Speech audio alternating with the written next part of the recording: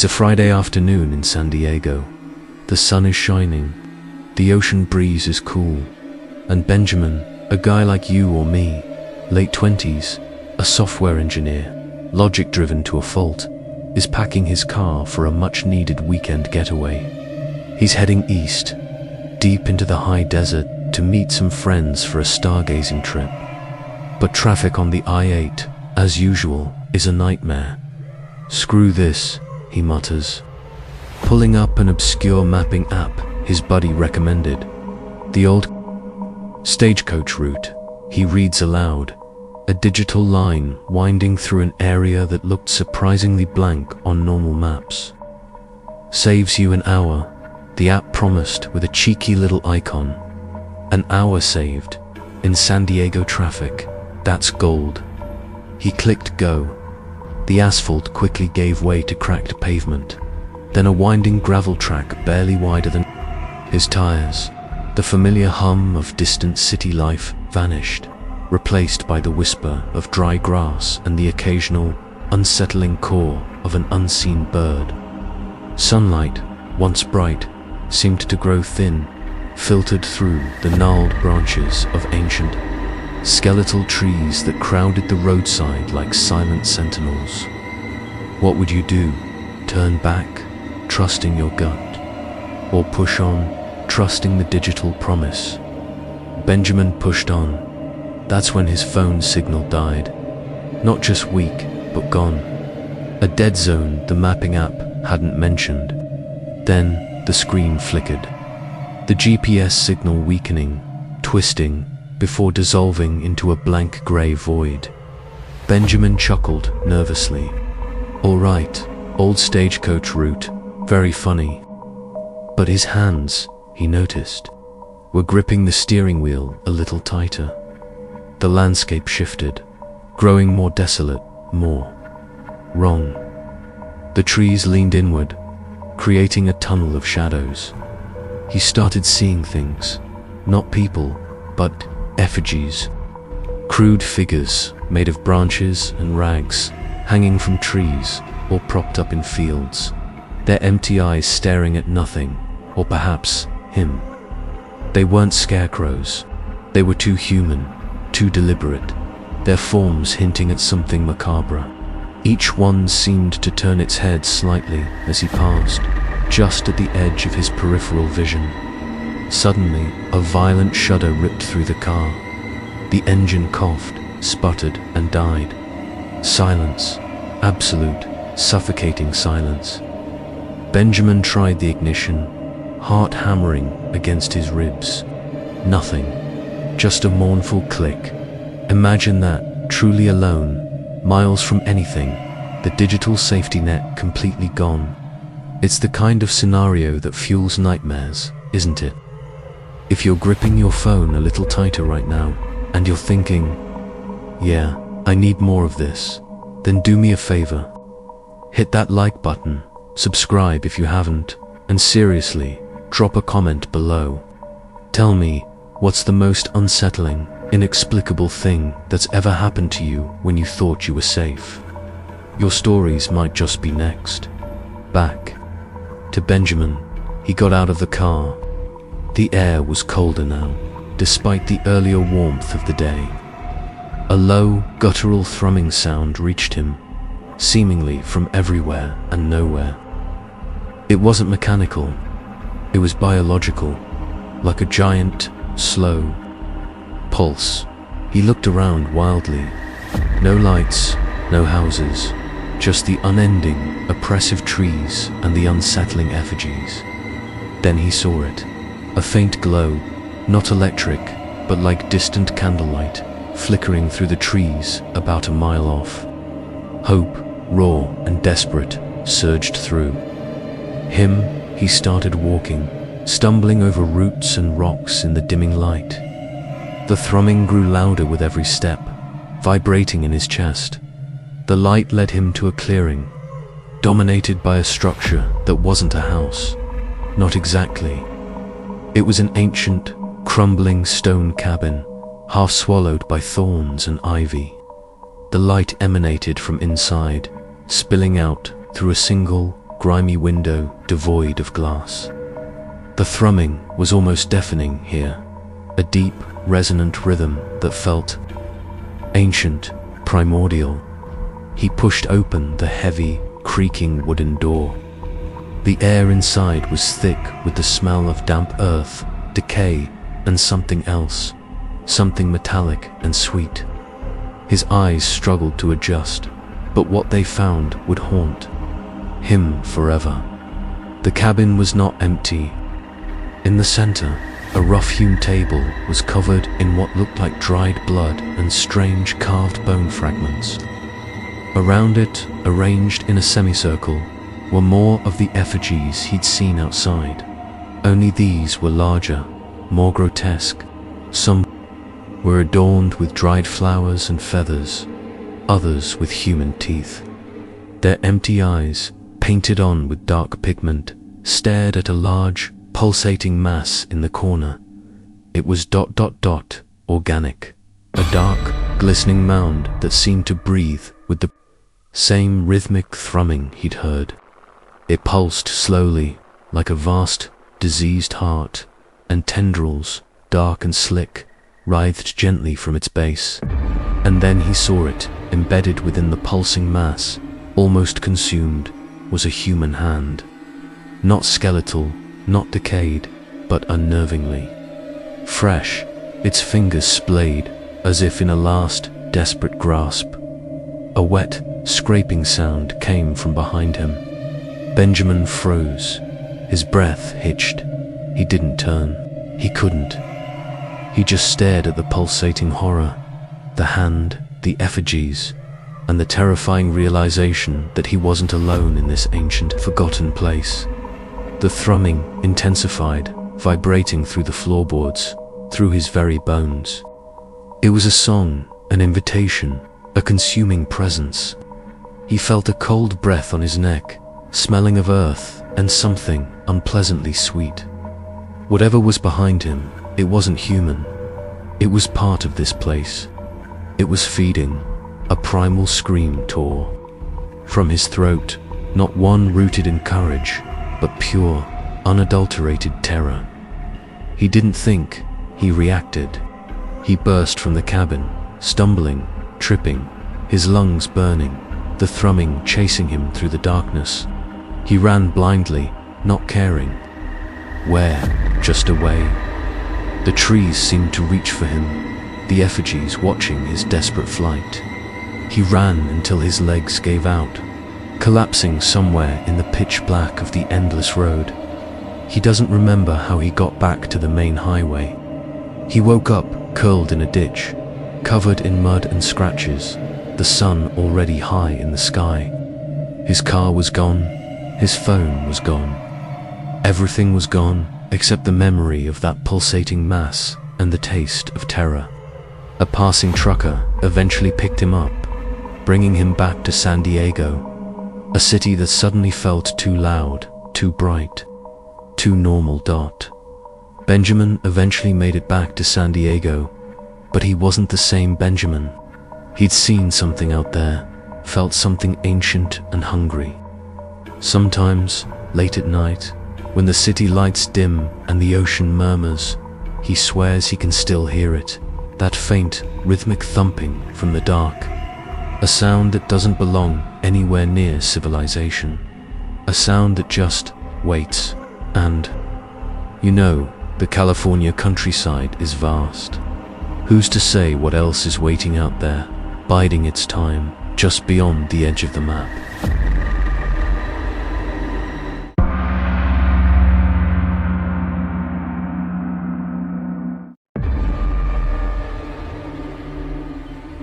James and Harper, a couple in their late 20s, were just like you and me. They loved Denver, but the relentless buzz and the constant crush of people had them craving a break. They found a listing for an Airbnb secluded mountain retreat. Unplug and recharge. The photos showed a charming, rustic cabin nestled deep within what looked like pristine forest. About an hour-and-a-half drive southwest of the city, way past Evergreen, where cell service started to thin out and the roads got less maintained before we dive into James and Harper's story.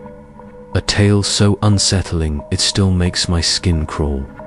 If you're brave enough to face the unknown, hit that like button, subscribe to the channel, and tell me in the comments below, what's the most terrifying, unexplainable thing you've ever experienced outside the city limits? I'm genuinely curious, and maybe a little masochistic. It was mid-October, the aspens, a blaze of gold against the darkening pine. The drive itself was beautiful at first. The highway gave way to state roads, then county roads, then finally, a winding gravel path that seemed to shrink the further they went. The GPS signal flickered in and out, eventually dying altogether. "Well, this is definitely unplugged," Harper joked, but her voice held a nervous edge. The sun was dipping below the peaks, casting long, unsettling shadows as they pulled up to the cabin. It was older, much older than the pictures suggested. The wood was dark, almost black in places, and the porch sagged like an ancient jaw. A single, bare bulb glowed feebly above the door, attracting a frantic swarm of moths. The silence was immediate and absolute, a heavy blanket that pressed down on them. No distant hum of traffic, no barking dogs, just the rustle of leaves driven by a cold, whispering wind. "Cozy," James said, trying to sound enthusiastic as he wrestled their bags from the trunk. Harper shivered, pulling her jacket tighter. More like creepy, cozy. Inside, the cabin smelled faintly of damp earth and something else. Something indescribable, like old metal mixed with a strange, sweet decay. There was no Wi-Fi, as promised, and their phones were completely dead for signal. Just them and the vast, encroaching darkness outside. That first night, the silence was their undoing. Every creak of the old wood, every brush of branches against the windows, sounded amplified, sinister. Harper swore she heard faint scratching. Inside the walls, James, ever the pragmatist, blamed mice or settling timber. "It's just the country, babe," he'd murmured, pulling her closer. But even he jumped when a branch suddenly scraped loudly across the roof, like forgotten fingers dragging. They tried to make the best of it. They cooked a simple dinner, played a few rounds of cards by the flickering gas lantern. But the feeling of being watched grew stronger. Not from outside, but from within the cabin itself. Like the very walls held silent judgment around midnight. Things shifted.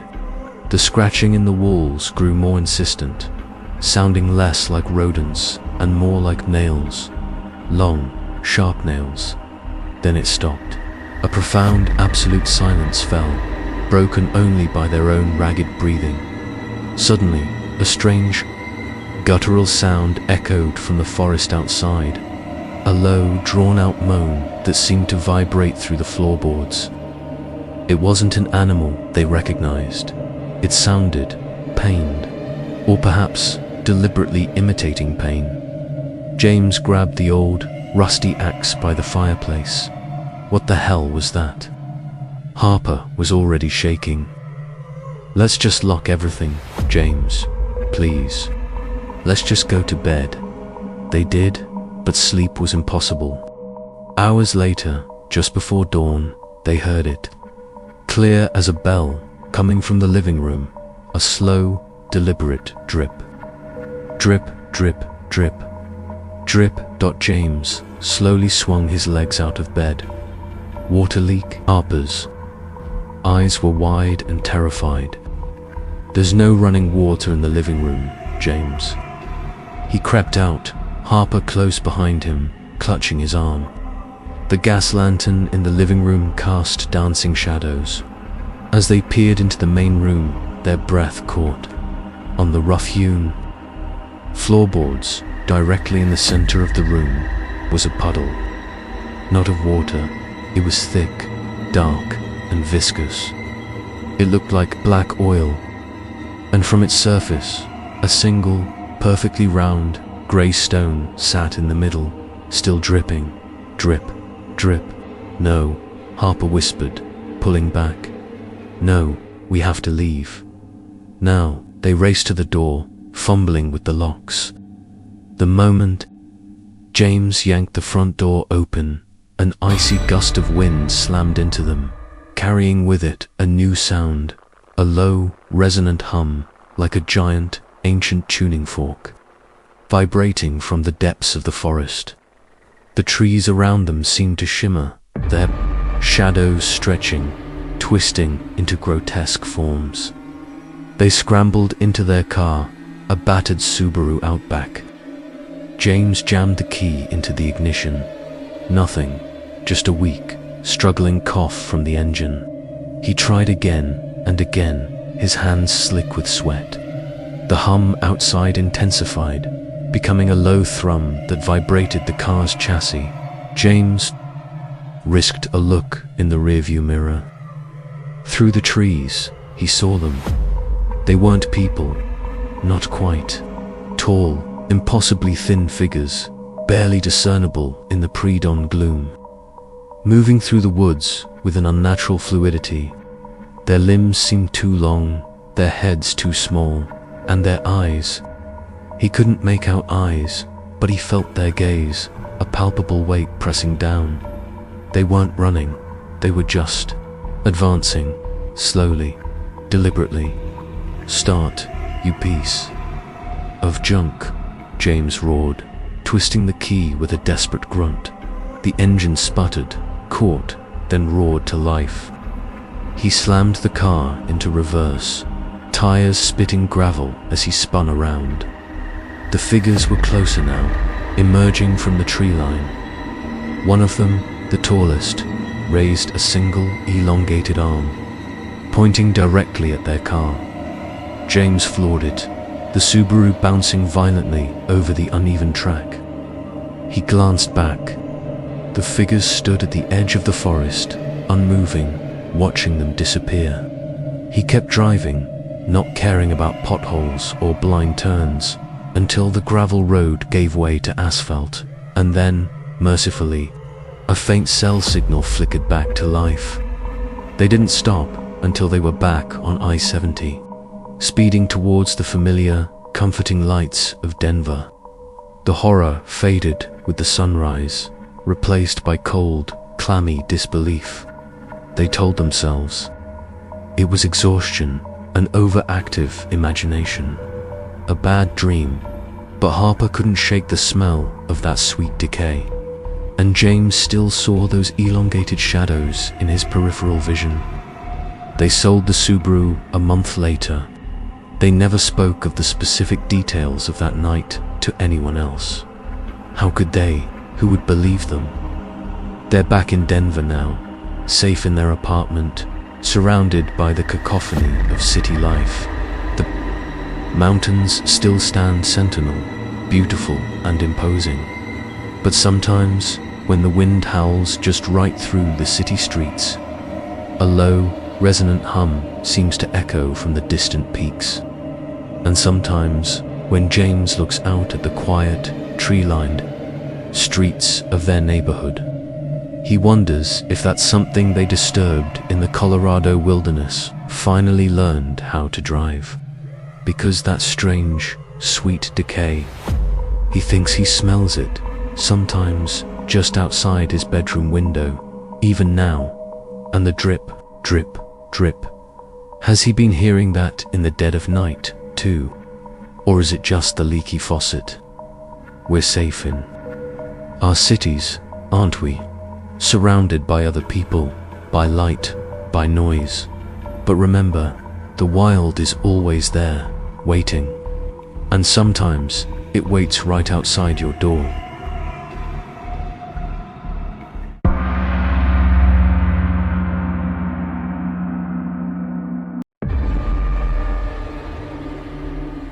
You think you know fear, I thought I did. I've seen the news, binged the documentaries, even walked through a few haunted houses that promised genuine terror. Child's play, because until you felt the concrete certainty of Jacksonville's sprawl dissolve into something ancient, something hungry, out in those forgotten woods, you don't know a damn thing about what lurks beyond the streetlights. What I'm about to tell you isn't a story. It's a warning, a truth etched into the deepest, most primal parts of my mind, and I can still taste the dust and the fear. It started like most bad decisions do, with the best intentions. Sophia and I burnt out from our demanding careers in downtown Jacksonville, craved a digital detox.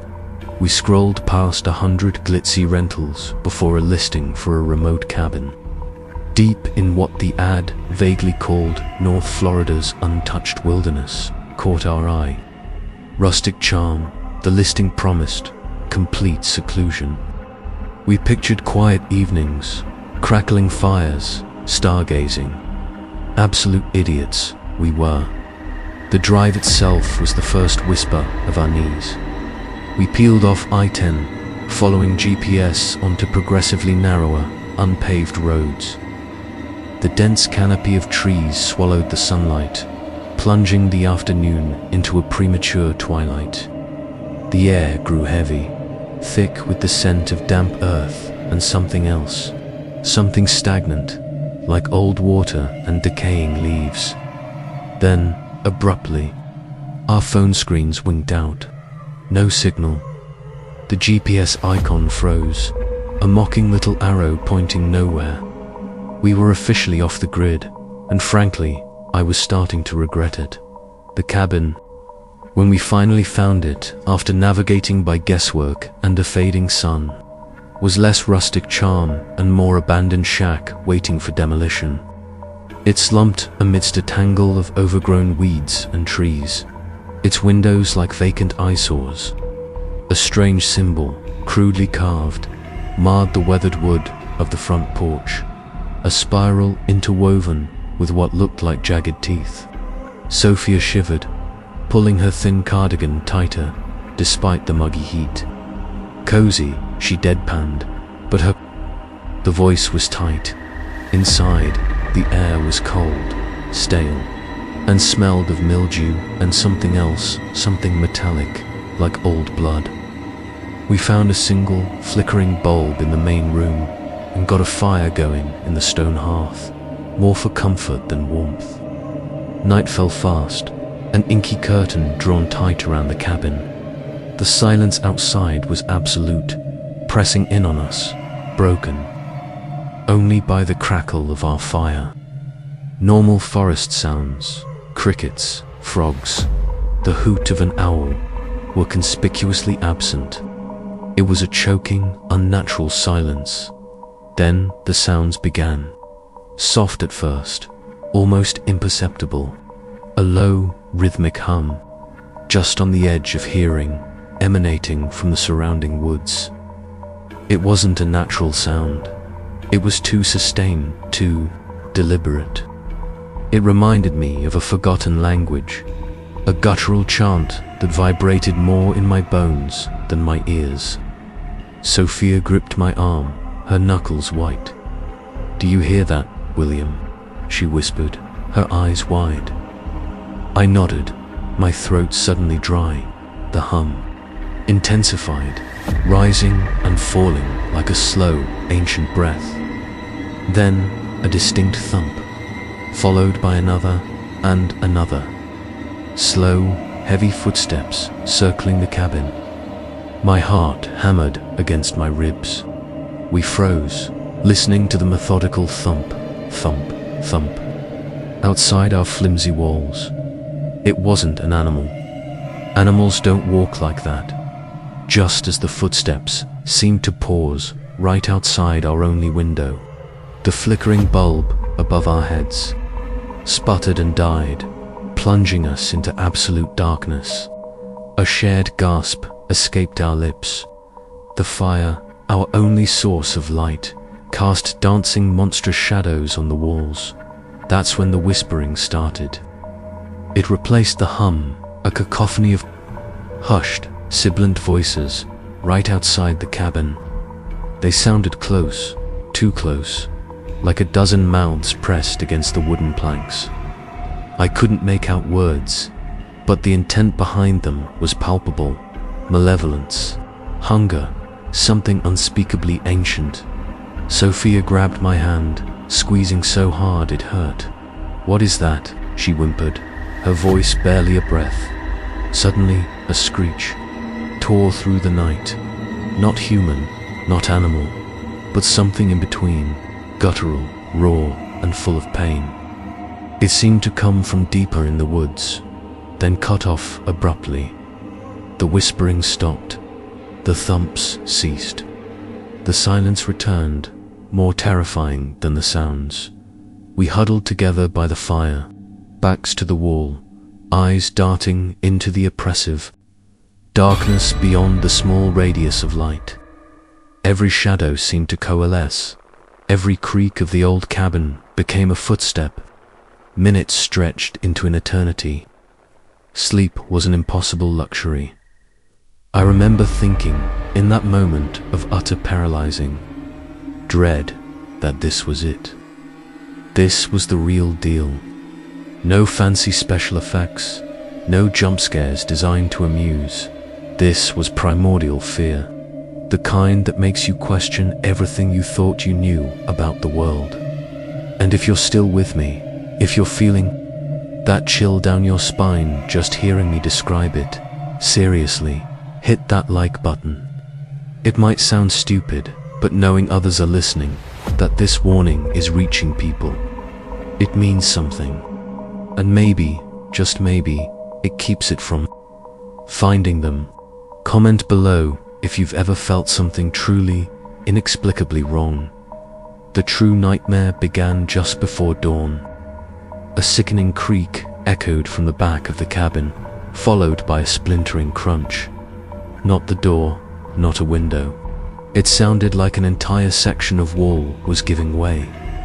We heard a low, drawn-out groan from outside, like something enormous shifting its weight. "Run," Sophia gasped, pulling me towards the front door. We had left the keys in the car. It was our only hope. We stumbled out of the cabin and into the pre-dawn gloom, the air still thick with that oppressive, unnatural stillness. The trees were like skeletal fingers reaching down, their branches clawing at the sky. We could hear them now, not just one, but many, moving through the undergrowth, their movements too fluid, too silent for any animal. They were hunting us. Tall, gaunt shadows flickered between the trees. I caught fleeting glimpses, limbs that seemed too long, bodies impossibly thin, and eyes that reflected no light, only an absence. They moved with an unsettling, lurching grace, always just at the edge of our peripheral vision. The guttural whispers started again, closer now, a chorus of malevolent intent that seemed to leach the air from my lungs. We burst through the last line of trees, gasping for breath, the car's rusted frame a beacon of salvation in the clearing. My hands fumbled with the keys, sweat stinging my eyes. Sophia was already pulling at the passenger door. One key slid into the ignition. I twisted it. The engine sputtered, then coughed, then died. My heart plummeted. From the tree line, a figure detached itself from the shadows.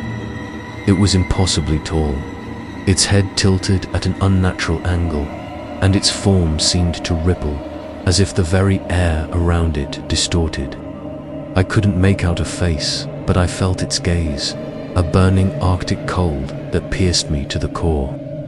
It took a single, slow step towards us. With a desperate cry, I cranked the ignition again. This time, the engine roared to life, a beautiful, powerful sound that shattered the morbid silence. I slammed the car into reverse, tires spitting gravel, and then shifted to drive. peeling away from the cabin, leaving the figures behind. We didn't look back. We just drove, fast, blindly, until the first streaks of dawn bleached the sky, until the trees thinned, until we saw the faded welcome sign for a small town. We drove until we hit the familiar hum of a highway, until the sight of a gas station brought a desperate, tearful laugh from Sophia. We drove until Jacksonville's distant skyline appeared on the horizon. A promise of concrete sanity. We never spoke of it again, not in detail. The words felt inadequate, too small to contain the horror. The silence between us, though, was louder than any scream. We burned the clothes we wore. We ignored the news, convinced we'd see a report of something unspeakable found in those woods. We didn single quotes T. Sometimes, late at night, when the city lights flicker, I hear it. That low, guttural hum, just on the edge of hearing, like a forgotten chant.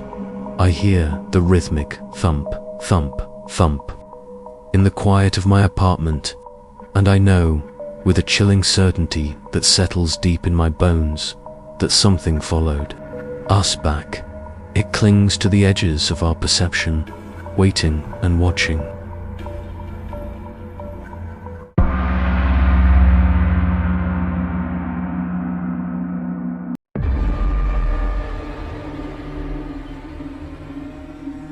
Sebastian, a man whose life revolved around the frantic pulse of Chicago's financial district, rarely ventured beyond the city limits. His days were a blur of high-rise offices, crowded L trains, and the perpetual hum of urban life. He craved silence, a genuine, profound quiet that the city simply couldn't offer. So, against the advice of friends who preferred four-star resorts, he booked a week in a remote cabin upstate, deep in the forgotten corners of rural Illinois. The listing promised rustic charm and unparalleled solitude. He found both, and something far, far worse. The drive was long, the paved roads giving way to gravel, then two cracked dirt paths barely wide enough for his SUV. The cellular signal died a slow, agonizing death miles before he even saw the glint of the cabin's tin roof through the dense, skeletal trees. It was late autumn, and the air was crisp, carrying the scent of damp earth and decaying leaves. The cabin itself was a ramshackle affair, leaning slightly to one side, its windows like vacant eyes peering out from beneath a sagging brow. It reeked of mildew and something else, something indescribably ancient. His first day was bliss. He hiked through the woods, the silence a balm to his frazzled nerves. He read, he sketched, he cooked simple meals, marveling at the stars that punched through the inky blackness with a ferocity he'd never witnessed in Chicago's light-polluted skies. He started to wonder why he hadn't done this sooner. Then came the sounds, the first night. It was faint, like a distant whisper carried on the wind. He dismissed it as the house settling, or perhaps an animal. But on the second night, it was clearer. A low, guttural murmur, almost a hum, that vibrated through the floorboards. He sat up in bed, straining his ears. Nothing. He tried to convince himself it was just the wind whistling through a loose shutter.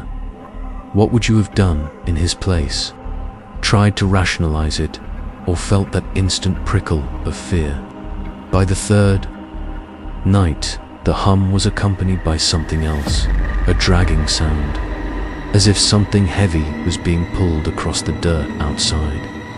Slowly, deliberately, Sebastian got out of bed, heart hammering against his ribs. He crept to the front window, peering through the grimy pane into the moonlit clearing. The hum stopped. The dragging stopped. The silence that followed was not peaceful. It was a hungry, watchful silence. He saw nothing but the gnarled silhouettes of trees, their branches like skeletal fingers reaching for the sky. He tried to shake it off, but the feeling of being watched was pervasive. During his walks, he'd catch glimpses of movement at the edge of his vision. A shadow too deep, a flicker of something almost human among the trees. He'd spin around, but there would be nothing there. Just the quiet, the unsettling quiet. One afternoon, he discovered an old, overgrown cemetery tucked away behind a copse of particularly ancient oaks. The headstones were barely legible, some crumbled entirely into dust. One, however, stood out. It was a crude, unmarked stone, unnaturally black and devoid of any inscription. As he stood before it, a bone-deep chill permeated the air. He felt a sudden, inexplicable urge to run, a primal fear that had nothing to do with logic. He stumbled away, not looking back. That night, the sounds escalated. The hum was louder, a mournful dirge that seemed to emanate from everywhere and nowhere. The dragging sound was now distinctly audible, closer to the cabin, accompanied by a rhythmic thud, like something being dropped. Over and over, thud, drag, hum. Sebastian was paralyzed in his bed, sweat beading on his forehead. Could you have stayed calm, knowing something was out there, circling the cabin? Then came the scratching, faint at first, at the back door, then at the side, then, horrifyingly, at his bedroom window. It wasn't an animal's scratch. It was deliberate, slow, and seemed to scrape against the very glass as if trying to find purchase. He squeezed his eyes shut, pulling the thin blanket tighter, trying to convince himself it wasn't real. But the scratching grew more aggressive, accompanied by a low, wheezing breath that seemed to be right outside the glass. He knew, with a terrifying certainty, that something was looking in. Something that wasn't human. Something that wanted in. He lay there, rigid with terror, until the first rays of dawn pierced the darkness. As the sun rose, the sounds faded, replaced by the faint chirping of birds, a sound that usually brought comfort, but now felt like a cruel mockery of his night's torment. Sebastian didn't waste another second. He threw his meager belongings into his bag, not even bothering to pack properly. He scrambled into his SUV, his hands shaking so badly he could barely turn the key in the ignition. He didn't look back at the cabin, not even for a moment, as he sped down the dirt track, leaving behind the suffocating silence and the pervasive dread. He drove for hours, not stopping until he saw the familiar high-rises of Chicago piercing the horizon. He bought a coffee from a gas station. The fluorescent lights and the mundane chatter of strangers, a welcome, almost beautiful cacophony. He thought he was safe. He thought it was over. But later that week, back in his sterile modern apartment, overlooking Lake Michigan, Sebastian found something. Tucked into the bottom of his duffel bag, beneath a pile of clothes he hadn't bothered to unpack, was a small, crudely carved wooden effigy. It resembled a twisted, faceless human figure, its limbs contorted into unnatural angles. He had never seen it before. He certainly hadn't packed it, and etched into its smooth, dark surface, almost invisible unless you knew to look, was a single, unsettling symbol. The same symbol he had briefly glimpsed, faintly visible, on that unnaturally black, unmarked headstone in the forgotten countryside cemetery. Sebastian never spoke of the cabin again, not directly. He sold his SUV, swore off rural retreats, and now finds solace only in the brightest, busiest parts of the city. But sometimes, When the city's hum quiets for a moment, he swears he can still hear it, that low, guttural hum. And sometimes, late at night, when the wind howls just right outside his apartment window, he can almost hear the faint, deliberate sound of scratching and a wheezing breath, because out there, in the forgotten pockets of the world, some things don't just stay in the countryside. Some things, they follow you home. Outro mysterious ending. So tell me, what do you think happened to Sebastian? Was it just a trick of his mind, brought on by isolation and stress? Or did he stumble upon something ancient and malevolent that simply hitched a ride? The truth, perhaps, is far more unsettling than we can imagine. Sleep tight.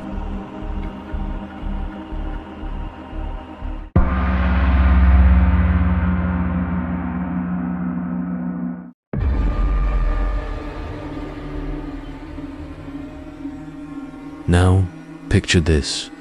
Lucas and Eleanor, a couple, like you, perhaps, or someone you know. They were just returning from a weekend getaway, a much-needed escape from the relentless hustle of downtown Phoenix. The desert sun, usually their ally, was starting its slow descent, painting the sky in fiery oranges and purples. They were tired, the kind of bone-deep exhaustion that makes you crave your own bed more than anything. "Hey, the GPS says there's a shortcut here," Lucas announced, his voice a little too cheerful despite the fatigue.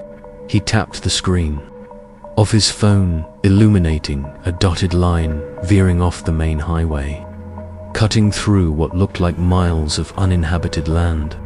Shaves off at least 40 minutes. Eleanor, usually the more cautious of the two, was too tired to argue. "As long as it's paved, I don't care," she murmured, already half asleep against the passenger window. You know that feeling, right? When logic takes a backseat to convenience. That's exactly what happened. Lucas steered their beat-up sedan off the smooth asphalt and onto a narrow, gravelly track. Dust plumed behind them like a ghostly tail. The immediate change was startling. The constant hum of traffic vanished, replaced by an unsettling, profound silence. The ubiquitous saguaros and cholla cacti seemed to grow taller, their shadows lengthening into distorted, almost menacing figures as the last rays of sun stretched across the landscape. You could feel it, even through the screen, couldn't you? That subtle shift. The air grew heavier, cooler, despite the desert heat. The sky above them, once a vibrant tapestry, deepened into an inky black, swallowing the stars whole. Their headlights, once a comfort, now seemed to carve a fragile tunnel through an endless, oppressive darkness. Then, the GPS flickered. Eleanor, now wide awake, pointed. "Lucas, it's gone." He tapped furiously. No signal. Must be a dead zone. But a prickle of unease started to crawl up his spine. The gravel road suddenly felt less like a shortcut and more like a never-ending spiral into nowhere. They'd passed no other cars, no signs of life for what felt like an eternity. Just barren, ancient earth and the skeletal silhouettes of trees. "Are we sure about this?" Eleanor's voice was barely a whisper. Yeah, we'll hit a main road eventually." Lucas tried to reassure her, more for himself than for her. But he knew, deep down, something was off. The road itself felt wrong. It wasn't just a dirt track. It felt like a scar on the land, leading them deeper into something forgotten. Just when panic threatened to bubble over, a pinprick of light appeared in the distance. A single, flickering glow. Hope surged a town, or at least a gas station. Lucas exclaimed, pressing harder on the gas. As they drew closer, the light resolved into a bare, solitary bulb swinging lazily above the porch of an old, dilapidated building. It looked like a general store, but one that had been abandoned for half a century. Its windows were dark, boarded up in places, and the wood was warped and cracked, bleached by 1,000 suns. Yet that single bulb hummed, casting eerie shadows, parked. Haphazardly beside it was an ancient, rusted pickup truck, its tires sunk into the dirt. And then they saw it.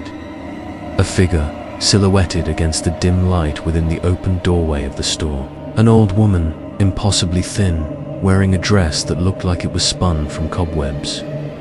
Her face was shrouded in shadow, but as they pulled up, you swear you could feel her eyes on you, even through the darkness. Lucas cut the engine. The silence that followed was deafening, amplified by the rhythmic creak of the porch swing on which the old woman now slowly swayed. Evening, her voice rasped, like dry leaves scraping across stone. It was strangely loud in the quiet. Lost, are we? Eleanor shivered. We're trying to get back to Phoenix. Our GPS cut out. The old woman chuckled, a dry, unsettling sound. The desert don't like to be rushed. It takes its own time. And sometimes it likes to keep what it finds. She gestured with a bony finger towards the road behind them. That's not a shortcut, youngkins. That's a path to where things wait.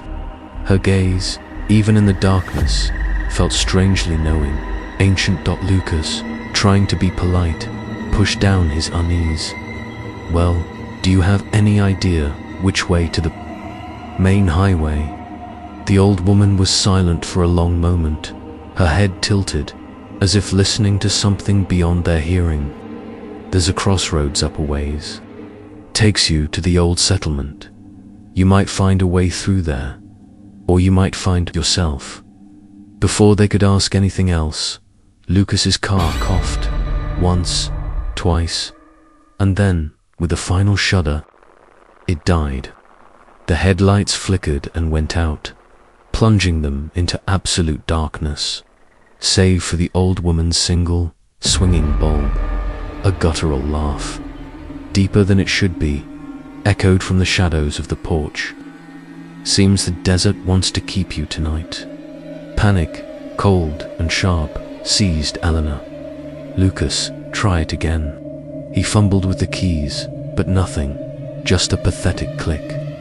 He popped the hood, trying to look knowledgeable, but his hands trembled. He wasn't a mechanic. They were stranded.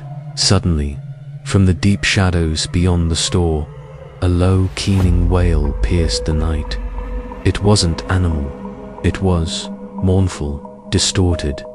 It seemed to come from everywhere at once, vibrating through the dry, cracked earth beneath their feet. The old woman slowly rose from her swing. The desert sings its lullaby. You best find shelter, young'uns, else you'll be dancing to its tune. She pointed a gnarled finger not towards the store, but deeper into the darkness, towards a cluster of distant, barely visible shapes. There's an old cabin just beyond the dry riverbed, empty for now. Lucas, desperate, squinted. Is it safe? The old woman smiled, and in the dim light, you could see her teeth were yellowed and sharp. Safe, she rasped. Nothing is truly safe out here, but it's better than the open air. With the haunting wail still echoing, Lucas and Eleanor had no choice. They grabbed what they could and started walking towards the vague shapes, leaving the dead car and the unsettling old woman behind. The air grew impossibly colder as they walked, a chill that had nothing to do with the desert night. The ground beneath their feet felt strangely soft, almost spongy. They stumbled through the darkness, tripping over unseen roots and rocks. The wail grew louder, then faded, replaced by what sounded like faint, rhythmic thumping deep within the earth. Finally, they reached the cabin. It was small, unpainted wood, leaning precariously. The door hung ajar, creaking an ominous welcome. Inside, it was pitch black, thick with the smell of dust and something else. Something ancient and earthy, like disturbed graves. Lucas used his phone's dying flashlight.